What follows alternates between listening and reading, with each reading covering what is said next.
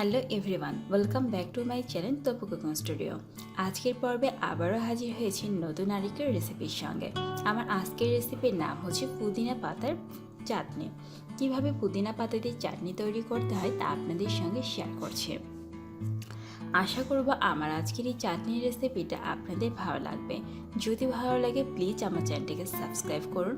চলুন তাহলে দেখে নেওয়া যাক আমার আজকের রেসিপির পুরো প্রসেসটা। আজকের রেসিপির জন্য অলরেডি আমি চুলায় প্যান দিয়ে দিয়েছি, আর দিয়েছি 2টা কাঁচামরিচ, 2টা শুকনো মরিচ, আর দিয়ে দিলাম একটা পেঁয়াজ কুচি আর একটা রসুন। এই চাটনিতে কিন্তু খুব বেশি করে রসুন এবং পেঁয়াজটাকে ইউজ করতে হয়। বেশি করে পেঁয়াজ এবং রসুনটা দিলে এই চাটনি খেতে অনেক টেস্টি লাগে। আমি আগে থেকে শাকটাকে খুব ভালো মতো ভেজে নিয়ে তবেই কিন্তু আজকে চাটনিটা তৈরি করব। আমি কিন্তু শুকনো মরিচ এবং কাঁচামরিচটাকে তুলে ফেললাম। আমি কিন্তু কাঁচামরিচ এবং শুকনো মরিচকে শিলপাটা দিয়ে বেটে দেবো, এই জন্য আগে থেকেই তুলে নিচ্ছে। আর পেঁয়াজটাকে খুব লালচে বর্ণের করে ভেজে নিতে হবে না, যেহেতু আমি শিলপাটা দিয়ে ভর্তাটাকে বেটে নিচ্ছি। এই জন্য পেঁয়াজ এবং রসুনটাকে হালকা করে নরম করে বেটে নিলেই চলবে। আমি এভাবে 1 থেকে 2 মিনিট পেঁয়াজ রসুনটাকে ভেজে নিয়ে এটাও তুলে ফেলছি। আমার পেঁয়াজ এবং রসুনটা কিন্তু অলরেডি নরম হয়ে গেছে। এখন আমি দিয়ে দেব আমার কেটে পরিষ্কার করে রাখা যে পুদিনা পাতা আছে, সেই পুদিনা পাতা। আপনারা কিন্তু পুদিনার শুধু পাতাটাই নেবেন, ডালটা কিন্তু নেবেন না, কারণ পুদিনার যে ডালটা আছে সেই ডালটা কিন্তু অনেক শক্ত। এই জন্য এই ডালটা যদি আপনি নিয়ে চাটনিটা তৈরি করতে চান, আপনি কিন্তু চাটনিটা তৈরি করা আপনার জন্য অনেক কষ্টকর হবে, কারণ পুদিনা পাতা খুব সহজেই কিন্তু বাটা যায় না, একটু কষ্ট করে বাটতে হয়। এখন আমি দিয়ে দিচ্ছি স্বাদ মতো লবণ দিয়ে এখন পুদিনা পাতাকে আমি এখন 3 থেকে 4 মিনিট এভাবে কুক করে নেব।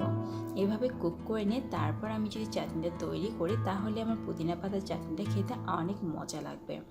আর এই চাটনিটা কিন্তু আমাদের অনেক উপকারী, খাওয়াটা অনেক উপকারী, কারণ পুদিনা পাতা খেলে কিন্তু আমাদের অনেক ধরনের অসুখও ভালো হয়ে যায়, আবার সেই সঙ্গে খাবারের রুচিটাও অনেক বেড়ে আসে।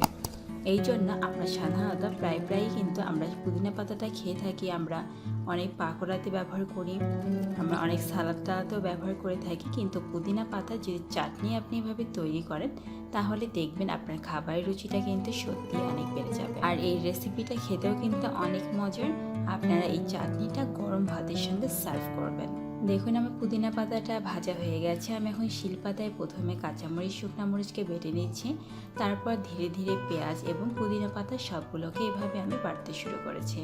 পুদিনা পাতা কিন্তু খুব সহজেই বাটা যায় না, একটু টাইম নিয়ে ধীরে ধীরে পুদিনা পাতাকে বাটতে হয়।